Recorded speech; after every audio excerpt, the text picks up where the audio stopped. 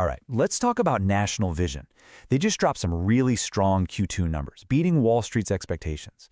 But the headline numbers, they don't even tell the whole story here. What's really interesting is the turnaround plan that's starting to pay off big time. So let's get into it. And yeah, this is why everyone's watching so closely. Just look at that number, 126% total return over the last year. I mean, that is absolutely staggering. It's not just a comeback story. The market has fundamentally rethought what this company is worth. That's the backdrop for the earnings we're about to dive into. Okay, so Section 1, the Q2 earnings beat. How'd they do? Well, to put it simply, they knocked it out of the park. It was a really clean beat on both the top and bottom lines. And it wasn't just a small beat either. That's what's so impressive. Adjusted earnings per share, 18 cents. The street was looking for 12, so a huge beat there. And on revenue, they brought in over $486 million when the consensus was closer to $470 million. I mean, this was a decisive win, no two ways about it. And when you peel back the layers, the business looks really healthy. You see this number? 6.5%? That's their comparable stores sales growth. For any retailer, that's a huge metric. It basically tells you that their existing stores are doing more business, bringing in more customers, and getting them to spend more. That's exactly what you want to see. And look at how that flows down to the bottom line. Their adjusted operating margin expanded by 180 basis points. Now, if you're not familiar, that's just a fancy way of saying 1.8 percentage points. The big takeaway here is this. They're not just selling more stuff, they're making more profit on every sale. And that's a game changer. All right, that leads us right to the big question, right? How are they pulling this off? Well, it all comes down to their turnaround strategy. And in Q2, we saw some real, tangible proof that it is finally working. Management talked a lot about this on the earnings call. The CEO used this great quote, calling it a significant inflection point. They're moving towards something they call lifestyle selling. The idea is, you're not just selling a pair of glasses, you're connecting with what the customer actually wants and needs in their life. And it sounds like this has totally re-energized the whole team.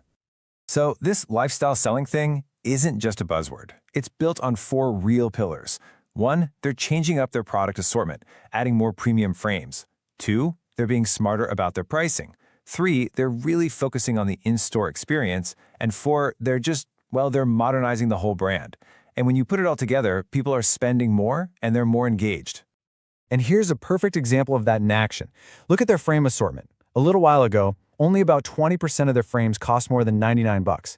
Now, that number's doubled to 40%. And this is a really smart move because it's aimed right at customers with managed care plans, vision insurance. Their benefits can cover these more expensive frames, so it's a huge untapped market for them. And to really drive this home, they're giving their biggest brand, America's Best, a major facelift. Their new slogan is, "Every eye deserves better." It just sounds more modern, more upbeat, right? They're trying to elevate the brand to pull in new customers without losing that core value proposition they're known for. Okay, so with all this momentum, what comes next? Well, it's no surprise, management is feeling pretty good. So good, in fact, that they're raising their guidance for the whole year. And you can see it right here. They bumped up their expectations for net revenue, for adjusted operating income, and, the one everyone really watches, adjusted EPS. This is management basically telling Wall Street, hey, that great quarter we just had, that wasn't a fluke. This is the new normal. But here's the really interesting part. Management basically said this new guidance is conservative.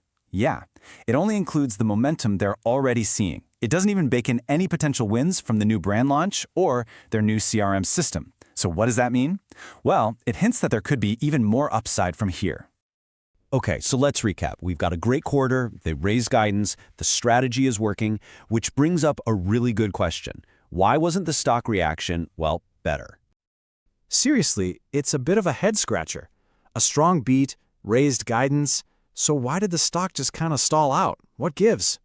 And if you look at how the stock traded that day, you can see exactly what happened. In the pre-market, right after the numbers came out, the stock was up a little bit. But then after the management call, it actually opened down. The initial excitement just fizzled out. So, what's the deal? Well, the most likely answer goes back to that first number we saw, that 126% run. After a move like that, expectations were sky high. A good quarter was already baked into the price. Now, the market is in show-me mode. Investors are saying, okay, great quarter, now do it again. They need to see that this profitability is sustainable before they'll push the stock higher. Okay, so with all that as context, let's get to our final section, the next call. This is our take on what's next for National Vision.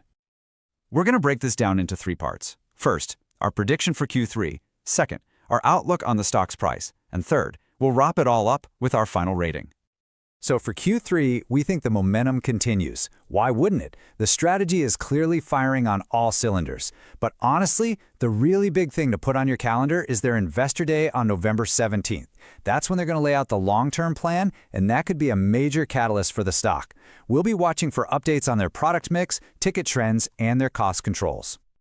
So what about the stock price? You know, that flat reaction after earnings? We actually see that as a potential opportunity.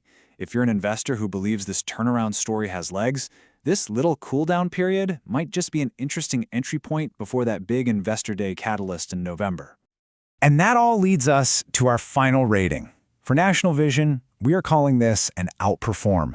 You've got strong execution, you've got guidance that seems pretty conservative, and you've got a big catalyst coming up. We think this turnaround story is just getting started. The real question is just how far they can take it. And of course, just a quick reminder that this is not financial advice. It's for informational purposes only.